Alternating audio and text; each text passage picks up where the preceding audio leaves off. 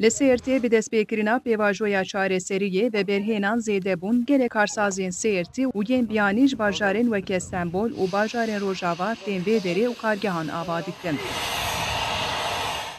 Ramedan hatin nizîkê 16 mehade me 10 Ramedanê Sêrtê. Gelek wan jî Sêrtî ne ama ne li Sêrtî bûn, ji Stenbolê hatin, ji İzmîrê hatin.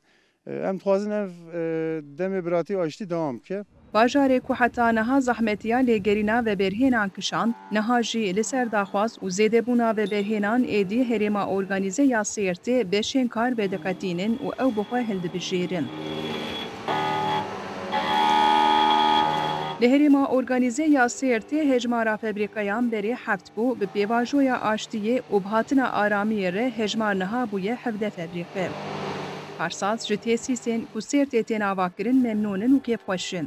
Memleketime tabii ekonomi olarak kemaseyi herye. Jiboni me vira tercih kiriye. Vira emi fabrika de ısı levhaları, strafor, köpük van tiştemi üretmişkin.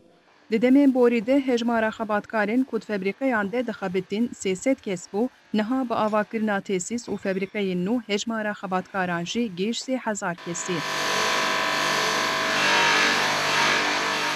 Hêviya gel û rayedarên herêma organîze ya Sêrtê ev e ku pêvajoya aştiyê dewam bike, karsaz hîn zêdetir werin vî bajarî û tesîsên xweş û baştir ava bikin.